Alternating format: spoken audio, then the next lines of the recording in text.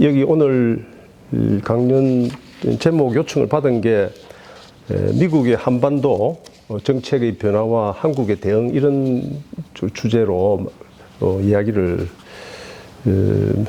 제가 아는 생각 이런 것들을 좀 같이 나누기를 바란다는 그런 요청을 받았습니다. 마침 말씀이죠. 그런데 그걸 하면서 저는 이분을 잘 모르는데 며칠 전에 출간된 시집이 하나 있어요. 이게 홍찬선이라는 시인인데 가는 곳마다 예술이요 보는 곳마다 역사다. 이렇게 해서 우리나라 여러 군데를 다니면서 거기에서 역사적 의식을 가지고 시를 쓴 이런 그 시집인데 그 시집을 속에서 제가 지금 생각하는 우리가 보는 이 통일 문제를 보는 데 대한 저의 생각이나 감회 이런 거를 그대로도 반영하는 그런 식기가 있어서 눈에 띄어서 제가 이 책을 하나 샀습니다. 이 도라산역에 가서 이분이 도라산역에 가서 쓴 건데 도라산역이 이제 된 게 기공한 게 2002년이거든요. 그때 이제 김대중 대통령과 부시 대통령이 같이 가서 기공식 타고 뭐 그렇게 했죠, 준공식도. 근데 이 시인이 도라산역에 가서 뭐라고 하냐면 제가 다 읽지를 못하고 앞에 중간에 한 부분만 제가 한번 말씀을 읽어보겠습니다. 서울에서 기차 타고 북으로 달리면 이곳을 지나 유럽까지 갈 수 있다는 설렘에 부풀었던 희망은 일장춘몽이어서 꼼꼼한 터다지기를 하지 않고 튼튼한 기둥 없이 지은 사상 누각이어서 올 때마다 아프다. 갈 때마다 애달프다. 바라볼 때마다 쓰라리다. 이 도라산역에서 이 시인이 한 이야기입니다. 근데 홍찬선 시인이 이런 이야기를 하기 전에 이건 다른 한 또 구절인데 이건 문학평론가 이광호 씨가 2018년 7월 24일 이 판문점 도보다리에서 남북 대화하는 걸 보고 이 글을 쓴 겁니다. 어른거리는 연두빛을 배경으로 파란 다리 위에서 대화를 나누던 저 무금의 장면은 예측하지 못한 방식으로 한 시대가 끝나가고 있음을 보여주었다. 이 2018년 4월 27일 판문점 도보다리에서 문재인 대통령과 김정은 위원장이 나누던 모습을 보고 이분이 시적으로 이렇게 썼습니다. 이 글은 제가 얼마 전 재작년이군 벌써 어느 칼럼에다가 제가 인용을 했습니다. 왜 이걸 인용을 했냐? 이게 지금 우리 한반도 문제를 보는 거를 조금 전에 이 홍찬선 시인이 이야기한 대로 냉정하게 따지고 이렇게 해서 봐야지 사상 누각처럼 지어서는 안 된다. 우리 개인적으로는요, 우리 개인은 모든 사람 여기 계시는 전부 모든 분들 저를 포함해서 판타지가 있어야 됩니다. 환상이 있어야죠. 판타지. 근데 그 판타지를 현실로 만드는 능력이 하는 게 국가가 하는 거예요. 개인은 얼마든지 판타지를 할 수가 있습니다만은. 그래서 남북 관계를 말할 뿐만 아니라 우리의 통일 문제 이런 걸 할 때도 이런 판타지 속에 있는 게 아니라 냉정한 이성을 가지고 현실을 잘 바탕으로 해서 봐야 우리가 꿈꾸는 그게 이루어질 수 있다. 이런 제 기본적인 생각을 가지고 오늘 몇 말씀 드리려고 하겠습니다.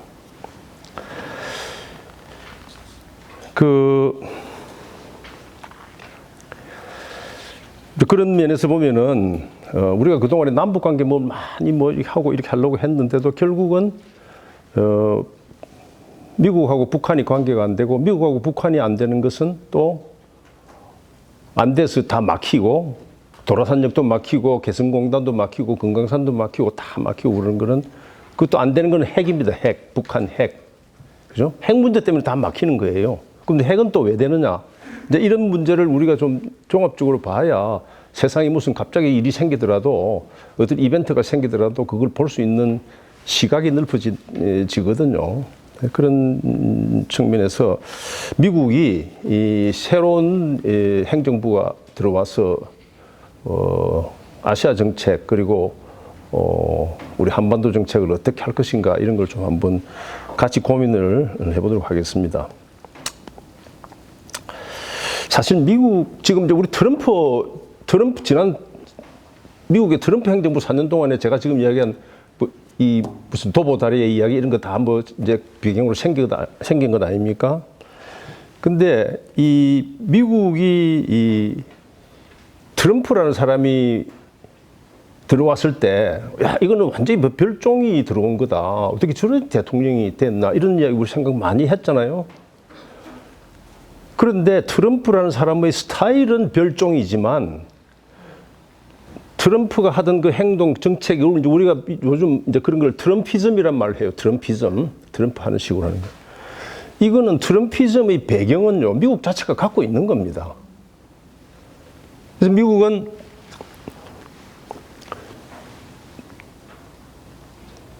금색이 들어와서 지금 이제 미국의 학자들이 미국을 스스로 보기를 미국은 영어로 이야기하면 이게 이제 frugal 슈퍼파워라. 그러니까 쉽게 말해서 돈을 아끼는 인색한 강대국. 미국이 인색한 강대국이 된 겁니다. 근데 원래 강대국은 그전에 강대국은 좀 돈도 풀고 쓰고 어려운 거 있으면 다 도와주고 이렇게 해야 그 강대국으로서 우리 존경도 받고 그랬는데 이게 강대국이 인색하니까 또 최소 이제 이 문제가 생기고 힘이 딸리고 이제 그런 거예요.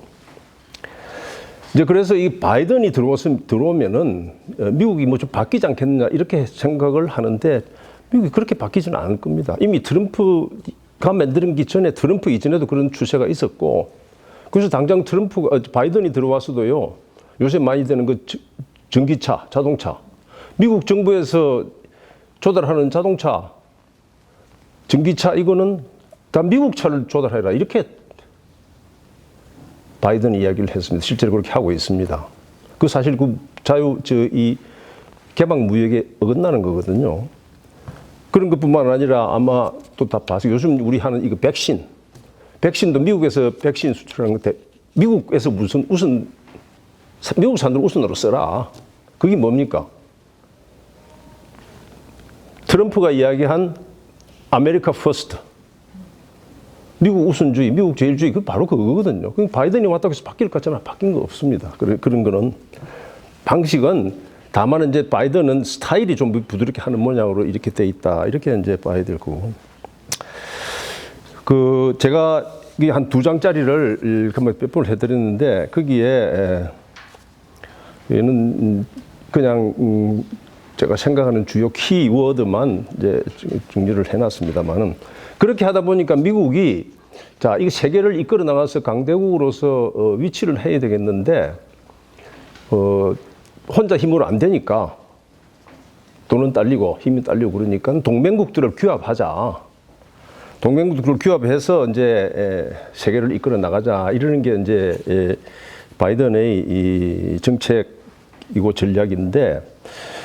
이 동맹국 규합한다는 게요, 누가 이런 비유를 해놨습니다. 요즘 혹시 자동차 모시는 분들 계신지 모르겠는데, 플러그인 하이브리드 있죠. 자동차 보통 우리 가솔린이라고 하는데, 집에서 이 전기를 꽂아 놓으면은, 한 30km 정도는 그냥 처음에 발동하고 시동 걸고 이렇게 할 때는 가솔린 안 쓰고 그냥 전기로 가고 하는 플러그인 하이브리드 자동차 이런 거 원리하고 비슷한 겁니다. 무슨 소리냐? 큰 힘을 쓸 때는 지가 나서겠지만은 좀 작은 힘을 쓸 때는 동맹국들을 다 동원해서 동맹국들이 좀 앞에 나서서 해달라. 이렇게 해서 이제 중국을 겨냥하겠다. 이게 이제 미국의 전체적인 전략입니다. 중국 겨냥하는 것이 다만 단순히 무슨 이 군사적인 것뿐만 아니라 경제적인 것도 마찬가지고 아마 오늘 신문에 다 보셨겠습니다만은 저 LG화학하고 SK이노베이션이 이 타협을 2조 원을 내고 서로 타협에 붙은 것도 이 배경에는 바로 미국에 지금 손이 있는 것 아닙니까? 미국에서 이게 소송이 붙어가지고 했는데 바이든이 미국 무역위원회에서 결정한 걸 거부를 하면서 이건 타협을 시켜서 해라. 그럼 왜냐하면 한국의 이 배터리 제조하는 이 자동차 배터리 제조하는 LG와 SK가 너무 싸워가지고 그 싸우는 사이에 이 배터리 산업의 주도권이 중국에 넘어가고 나면은 그다음에 감당이 안 된다. 그래서 중국을 대항하는 차원에서 이렇게 한국의 기업까지도 다 동원되는 뭐 동원이라기보다 이 좋으니까 서로 하기는 했죠. 서로 좋으니까 타협을 했는데 그런 식으로 이게 이제 미국이 중국을 막아야 되는 데서 이제 여러 가지 방안을 다 지금 동원을 하고 있는 이런 사정입니다. 그래서 미국의 이 앞으로 아시아 정책의 순서가 이렇습니다. 중국을 어떻게 막을 건가? 중국을 막으려고 하는데 그 다음에 제일 아시아에서 앞설 나라는 일본입니다. 일본. 그리고 한국. 우선순위가 나오고 지금 이제 미국 우리는 뭐 지금 조금 전에 말씀드린 북한 문제 이런 거는 우선순위가 저 밑에 가 있어요. 그런 식으로 미국의 아시아 정책이 이루어질 것이다. 라는 것을 기본적으로 이제 보고 그다음에 이제 그런 차원에서 바이든 행정부가 한반도 특히 한국에 대해서는 어떤 정책을 할 것인가 이렇게 보면은 지금 말씀드린 대로 결국 미중 대립 차원에서 한반도 특히 한국이 어떤 무게를 가질 건가 이런 시각에서 주로 볼 거고 그렇게 하다 보니까 아시아에서 한국과 일본을 앞세운다고 그랬는데 일본하고 앞세우려고 그러면은 한국하고 일본하고 같이 힘을 합쳐줘야 되거든요. 중국 앞에서 자기 동맹국인 한국과 일본이 막 티격대고 싸우고 이러면은 이게 전선이 안 되니까 그래서 이제 이 한일 관계를 좀 개선하고 싸우지 않도록 하는 데에 미국이 굉장히 힘을 많이 쓰고 있습니다. 사실 이런 부분에 있어서는 만약에 트럼프가 아니고 이미 4년 전에 바이든 팀과 같은 4년 전에 사실 힐러리 클린턴이 바이든 트럼프하고 됐는데 만약에 그때 힐러리 클린턴이 대통령이 됐다고 그러면은 이미 그때부터도 한일 관계가 이렇게 악화되도록 어쩌면 방치죠. 방치 미국 입장에서는 그래 방치하게 내버려 두지는 않았을 겁니다. 근데 트럼프라는 사람은 그런 전략이 아니고 전부 동맹보다는 개별적으로 거래를 해서 그죠? 뭐든지 개별적으로 거래를 해서 챙기는 이런 장사 스타일이어서 그게 이제 뭐 한일 관계에도 한일 관계는 기본적으로 이렇게 된 건 일본이 뭐 역사를 반성하지 않는 것 있고 또 한편으로는 일본, 한국 양국 정치인들이 전부 이걸 너무 국내 정치에 비중을 많이 둔 그 부분도 상당히 있습니다.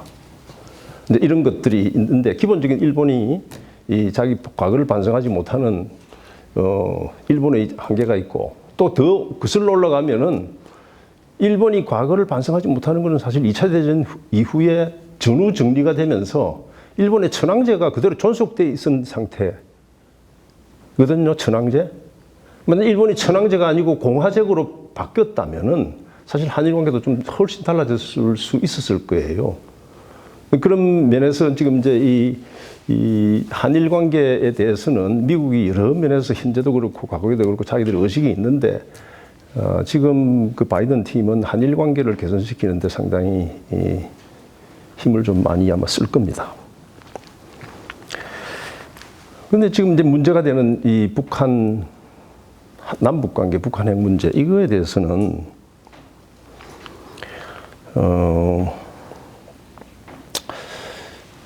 제가 보기에는 지금 나타나고 있는 현상 그리고 제 개인적으로도 지금 바이든 팀에서 일하는 사람들의 이 성향이나 그분들하고 같이 일도 오랫동안 과거에 하고 이런 경험이 있어서 보면은 지금 이 바이든 팀은 북한 문제에 대해서 깊이 신경을 쓰기가 어려울 거예요. 그리고 쓸 여력도 별로 많지 않고 그래서 지금 나오는 것들을 보면은 북한 핵 문제를 해결한다 이런 차원보다는 한미 관계가 흐트러지지 않는 정도의 선에서 서울과 워싱턴의 관계가 흐트러지지 않는 정도의 선에서 북한 핵 문제를 관리하는 정도. 이런 식으로 갈 거고, 혹시 이제 그런 이야기 들어서 기억나실 거예요. 전략적 인내란 말을 썼습니다. 전략. 그건 이제 지난번 그 오바마 때 바이든이 부통령 아니었습니까? 힐러리 클린턴 국무장관이고. 이랬지만 이때 미국의 아시아 정책이 북한의 핵 문제에 대한 정책이 전략적 인내라고 그랬거든요. 사실 그 전략적 인내는요, 뭐 그 얼른 보면은 전략적이란 말이 상당히 머리 많이 쓰는 것 같고, 인내라는 거는 굉장히 내공이 깊어서 하는 것 같은데, 그거는 거꾸로 또 뒤집어 보면은 그냥 놔두겠다 소리입니다. 그냥 놔두겠다. 방치, 네가 어떻게 할 거냐. 예? 이런 정책을 했었는데, 바이든 팀이 들어와서 지금은 그때보다도 더 전략적 인내에 가까울 가능성이 높아졌습니다. 왜냐? 제가 다음에 바로 이어서 이야기를 하겠습니다만은, 북한이 그 사이에 이미 핵 무기를 개발을 해버렸단 말이에요. 손에 핵을 쥐게 되어버렸단 말이에요. 그래서 지금 요새는 이란하고는 핵 협상을 들어갑니다만 미국이 북한하고는 핵 협상에 들어가는 문이 굉장히 좁습니다. 이제 그런 각도에서 봐야 되고, 그래서 지금 바이든 행정부는 이게 이제 그런 식으로 하려고 하다 보니까 지금 한국의 현 정부가 하고 있는 대북 정책이나 대중국 그 스탠스가 미국하고 이게 지금 잘 맞지가 않거든요. 미국하고 중국하고 사이에 중간에 서서 좀 이렇게 하려고 하는 성향이 보이고, 북한 문제에 대해서도 좀 압박을 해서 어떻게 움직여 보고 싶은데 자꾸 압박의 문을 열겠다고, 압박보다는 좀 거리를 두려고 하고 이렇게 하니까 지금 이 미국의 팀들은 자, 과연 지금 한국 서울의 대외 정책, 중국, 북한에 대한 정책 이런 것들이 앞으로 어떻게 계속될 것인가, 이런 걸 굉장히 주시를 하고 있을 겁니다. 다시 말씀드려서 내년에 또 한국의 새로운 정부가 지금 하고 있는 정책대로 그대로 갈 그런 선인지 아니면 좀 수정이 가해질 그런 방향인지, 제가 경험했고 제가 아는 사람들의 미국의 정부에 있는 백악관이나 국무부나 이런 데 있는 사람들은 그 부분에 대해서 굉장히 지금 초점을 맞추고 시간을 좀 두고 보려고 그럴 거예요. 그게 이제 미국이 지금 이 한국을 보는 시각, 현재 보는 그런 그 시각이라고 볼 수 있고요. 그런데 이제 여기서 더 구체적으로 지금 아까 제가 도라산 이야기했고 판문점 도보다리 이야기했고 이 모든 것들이 다 좋았잖아요. 다 될 것 같은데 어떻게 됐습니까? 결국 북한이 핵을 포기를 못하겠다 그러고, 미국은 핵 포기 못하면 북한은 제재 못 푼다 그러고, 그러니까 그 다음에는 아무것도 못하는 겁니다. 근데 이게 또 뭐가 하나 문제가 있는지 압니까? 아니 뭐 미국은 제재 못 푼다 그러고 북한 핵 없다 그래도 남북 간에는 왔다 갔다 하면 될 거 아니야. 이게 많은 사람들이 갖는 생각입니다. 그죠? 야, 남북 간에 왔다 갔다 하다 보면 북한도 좀 개방도 되고 말이죠. 그렇게 하면서 위협 덜 느끼고 그러면 핵무기를 가질 필요도 없어지고, 그러면 더 잘 될 거 아니야, 우리 민족끼리. 이게 많은 사람들이 생각하고 주장하는 사람들이 많습니다. 저도 그렇게 주장을 하고 싶습니다. 다 우리 한 민족이니까. 그런데 이제 현실을 보자, 이겁니다. 현실은 두 가지 있습니다.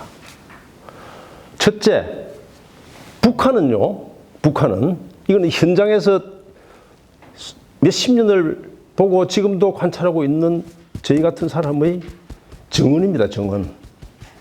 제가 경상도 발음이 정언이라는 말이 맞는지 모르겠는데 테스티모니.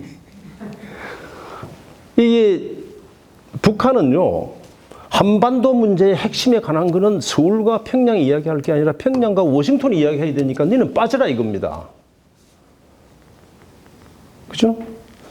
지금 개성공단하고 금강산 이야기하고 도라산에서 기차 연결하고 뭐 다른 이런 이야기를 다 하면서 만약에 서울과 평양이 그리고 북한 우리 핵 문제도 우리가 군비를 갖고 서로 이렇게 하고 안 되니까 이것도 어떻게 하는지 방법을 찾아내고 이야기하겠다고 이렇게 하면은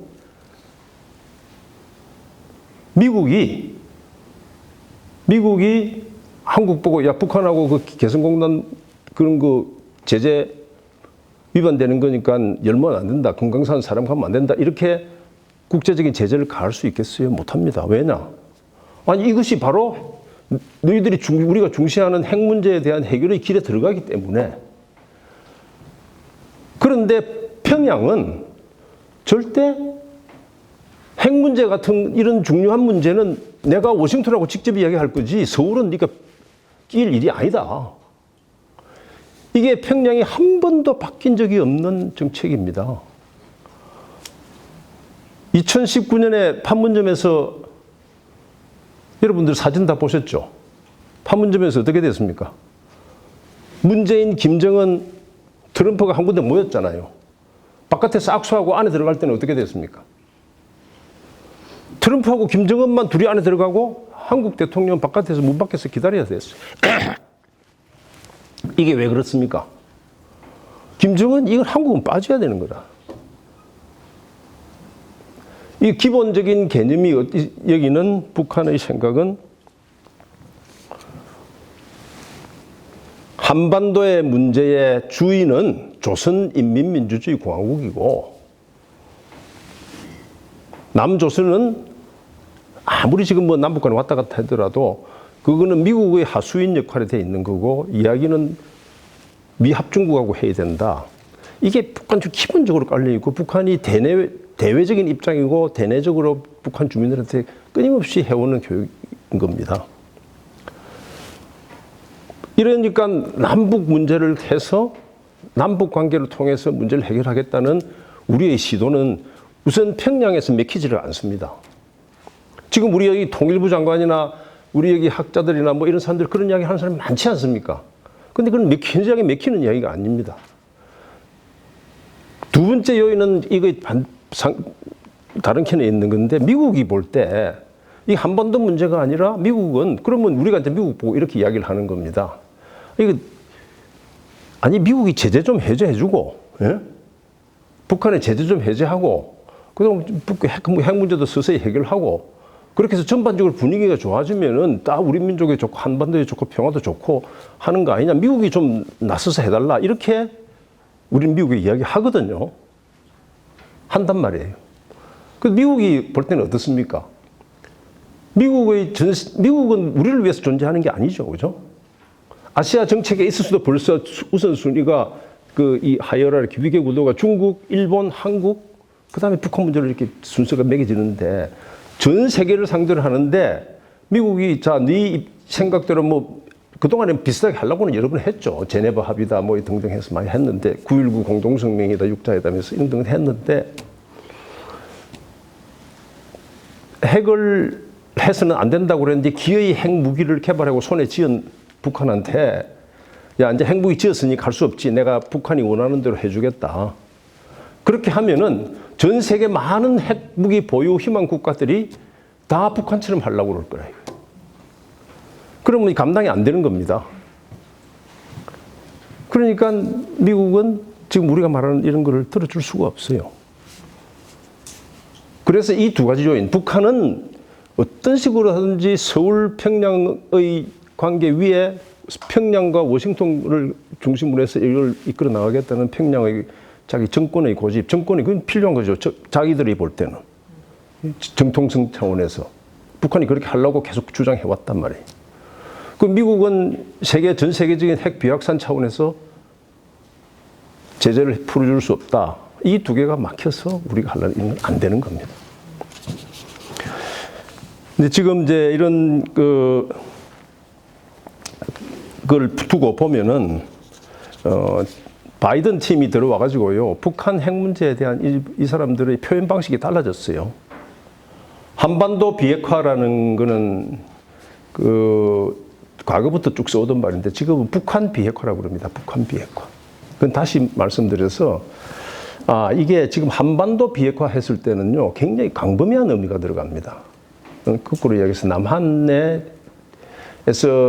미국이 지금 핵무기를 갖고 있지 않지만은 남한에 필요시 핵무기를 배치할 수 있는 권한이라든지 제도 이런 것들을 다 포함되는데 미국이 볼 때는 지금 이거 어차피 북한 핵무기를 가지고 핵 포기할 가능성도 없는데 괜히 한반도 비핵화라고 해가지고 주한미군 문제까지 들썩거려서 지금 주한미군이라는 거는 뭐 우리가 다 일상적으로 이야기하기는 한반도에서의 전쟁 재발 방지하고 북한의 남침을 격퇴하고 동북아시아 전체의 안정을 한다 이런 목적을 하지만은 중국 대중 전략의 중요한 역할을 하고 있는데 이거를 한반도 비핵화라고 이렇게 했을 때 주한미군 문제까지 들썩거리게 되는 이런 표현 쓸 필요 없다 하는 판단이 당연히 들었을 겁니다.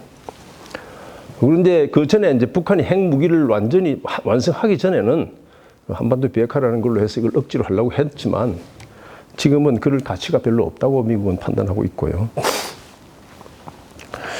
그 다음에 이제 이 핵 문제와 관련해서 같이 이해를 해야 될 게 북한은 한 번도 한반도 비핵화를 안 하겠다고 한 적이 없습니다. 한 번도. 그래서 지금 우리 이 현재 정부에 있는 분들의 이야기가 공개적으로도 그러고 사적으로도 만나서 이야기하면 북한은 비핵화 한다고 그런다 이거예요. 근데 이게 참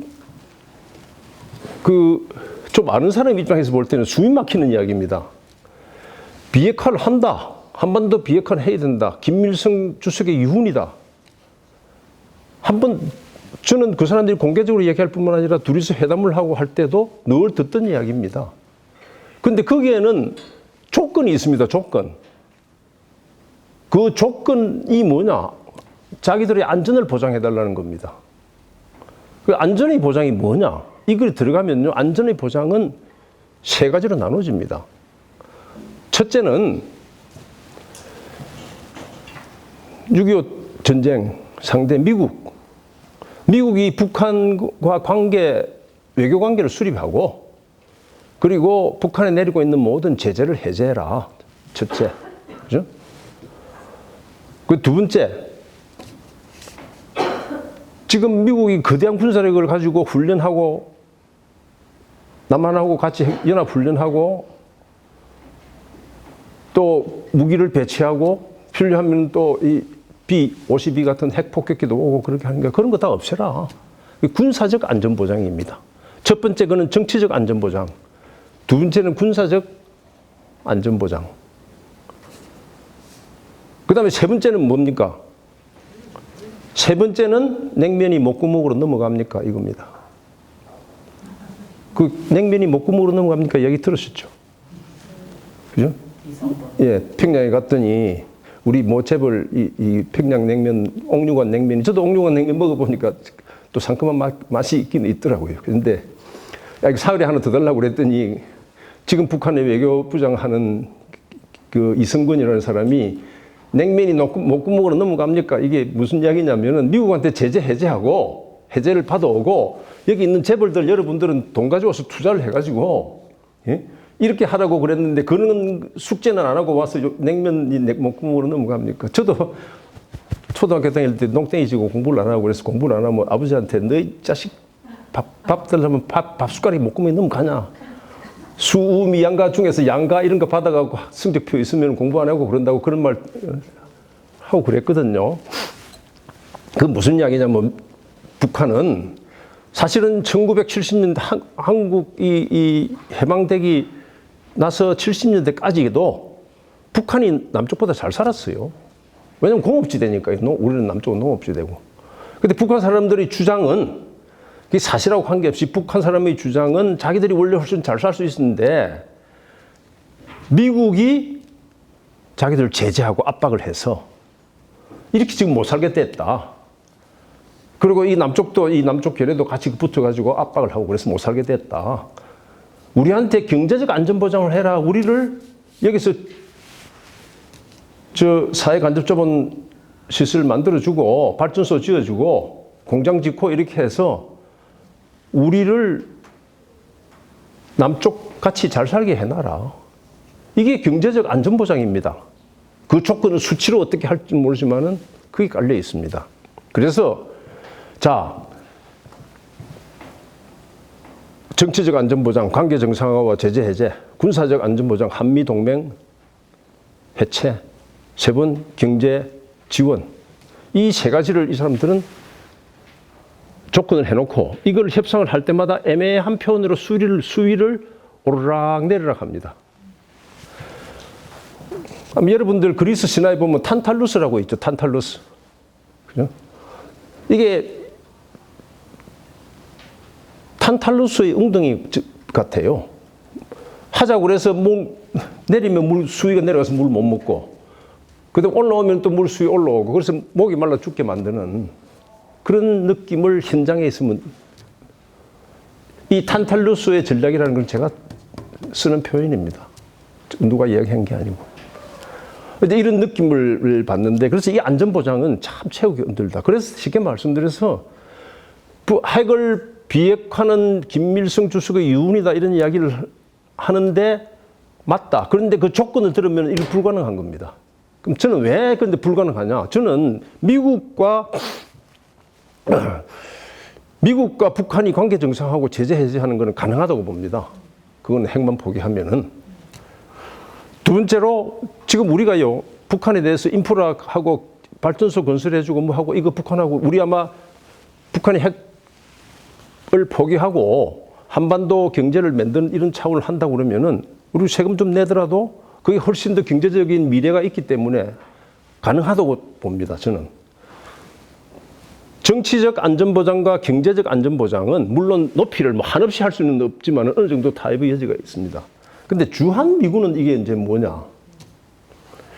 이 주한미군이라는 것은 한반도에서의 남북 분단 때문에 처음에 시작은 그렇게 됐지만 지금은 이미 그 선을 훨씬 넘었습니다.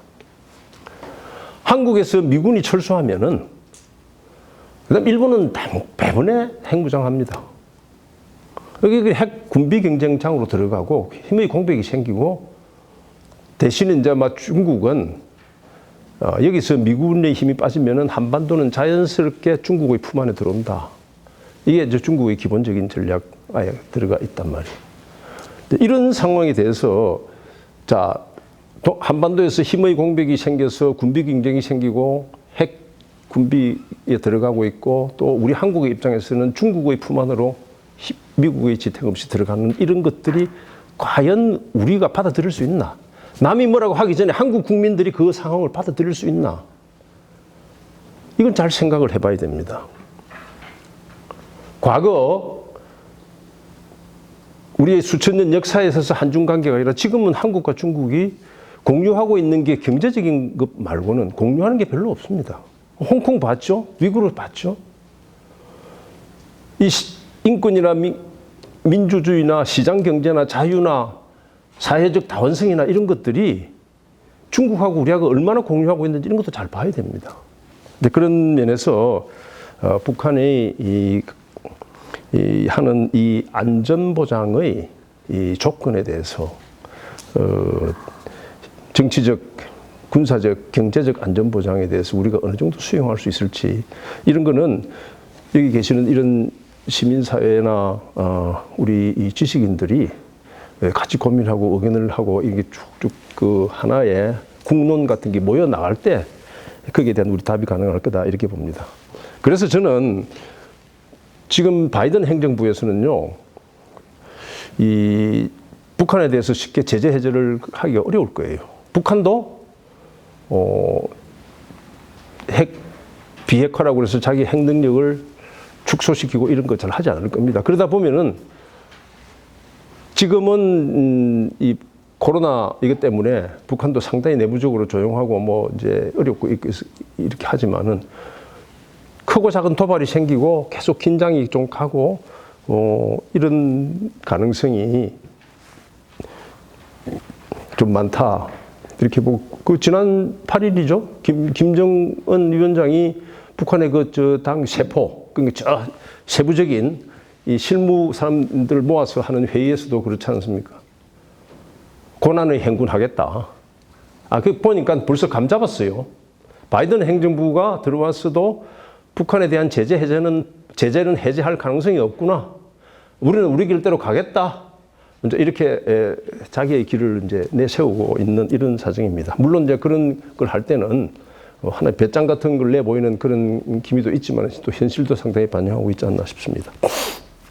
그래서 이런 상태가 되면 이런 게 되면 이제 한반도의 미래가 아주 어떻게 되겠느냐.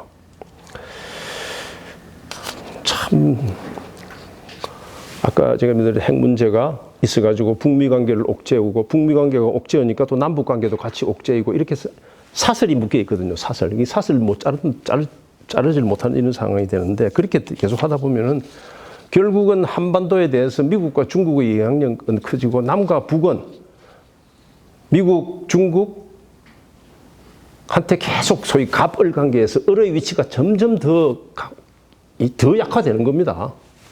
심지어 그런 과정에서는 일본의 목소리도 올라갑니다. 아까 제가 예를 들어 미국이 지금 중국을 보유하는 이런 과정에서 일본의 위치가 중요하니까 일본한테 아쉬운 소리를 좀 해야 되고 그런 걸 기화를 해서 또 한일 관계에 있어서도 일본의 목소리가 점점 올라가고 요즘 한일 관계 한번 보십시오. 우리 정부에서 제가 여기서 우리 정부가 뭐 잘했다 못했다 이렇게 이야기할 사항은 아니지만 우리 정부에서 그동안에 하던 입장하고 바뀌어가지고 이제 다시 잘해보자 이렇게 돌아섰단 말이에요. 좀 잘해보자. 돌아서니까 일본이 그들도 보지도 않는 겁니다, 지금. 거기는 두 가지 이유가 있습니다. 한 세 가지 이유가 있겠네요. 하나는 일본의 국내 정치적 정세가 있고, 두 번째로 미국이 지금 한일 관계, 중국을 대하는 데 있어서 일본이 많이 필요하니까 일본의 이야기를 들어주는 게 있고, 세 번째는 한국이 그렇게 세게 강하게 나오던 게 갑자기 살갑게 다가오니까, 우리 그런 말 있죠. 어느 날 갑자기 살갑게 다가오는 손을 조심하라고. 그죠? 그 우리말, 영어에도 그런 말이 있습니다. 그 stranger's kindness. 잘 모르는 사람이 친절하게 다가왔을 때 조심하라. 그런데 이거는 잘 모르는 게 아니라 일본은 잘 압니다. 이 한국이 또 국내 정치적으로 뭔가 필요하구나. 그래서 잘해보자 그러니까 일본이 그래 잘해보자 이렇게 나오지를 않는 거예요. 그래서 한일 관계는 또 그렇게 갈 겁니다. 그래서 지금 저는 제일 여기에서 핵심적인 요인이 남북 관계가 북미 관계의 하부 구조가 된 거. 남북 관계가 북미 관계의 하부 구조에 들어가 있는 이런 상황이 지속되고 있는 한 나올 숨구멍은 참 어렵고 그 남북 관계가 북미 관계의 하부 구조가 되는 데는 1차적인 요인은 평양에 있는 겁니다. 평양에 자기 정치적 정당성 이 차원에서 문제를 해보기 때문에. 그렇다고 해서 제가 평양에 있으면은 제가 만약에 김정은이다. 제가 거기에 만약에 대통령의 무슨 특별 고문이다 이런다면은 자 그러지 말고 서울하고 뭐 이렇게 해가지고 해서 풀어나갑시다. 제가 만약에 평양에 그런 위치에 있다면 저는 절대 그렇게 하지 않습니다. 왜? 그렇게 하면 죽습니다. 남북과 북이 직접 다이다이로 해서 이렇게 하면은 뭐든지 북한이 꿀립니다. 그러면은 북한 주민들이 가만히 있어봐 3대 세습에 우리가 다 핸들었더니 보니까 이거 완전히 속았잖아. 예?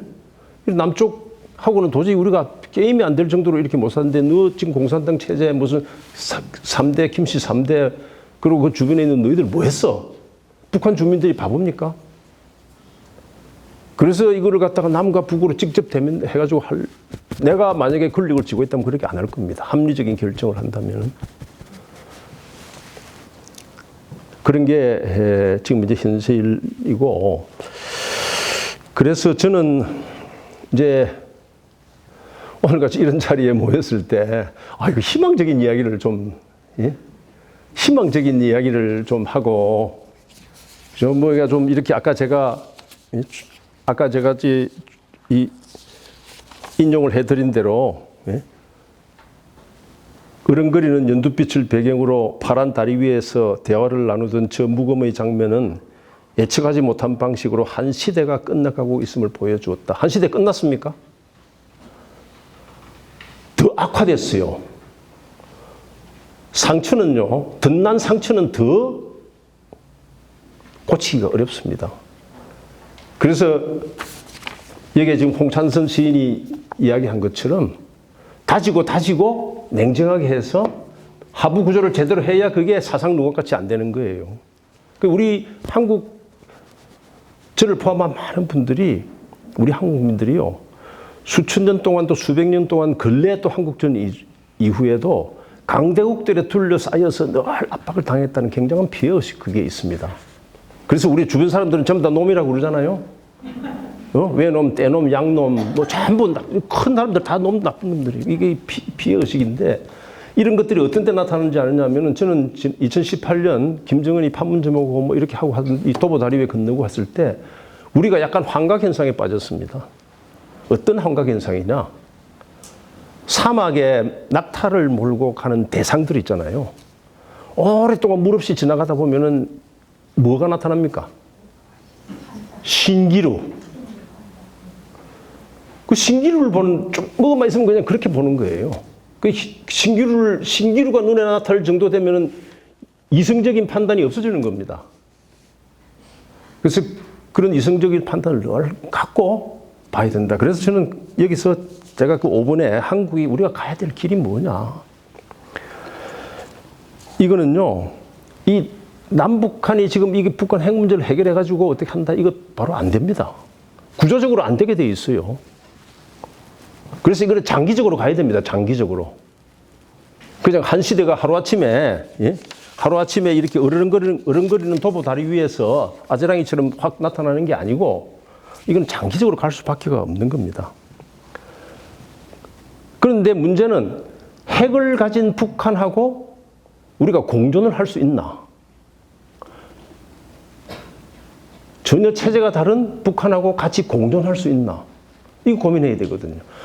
한국처럼 이게 가장 근접한 현상을 공존에 경전하에 근접한 나라를 본다고 그러면 제가 보기에는 유럽에서 독일과 오스트리아입니다.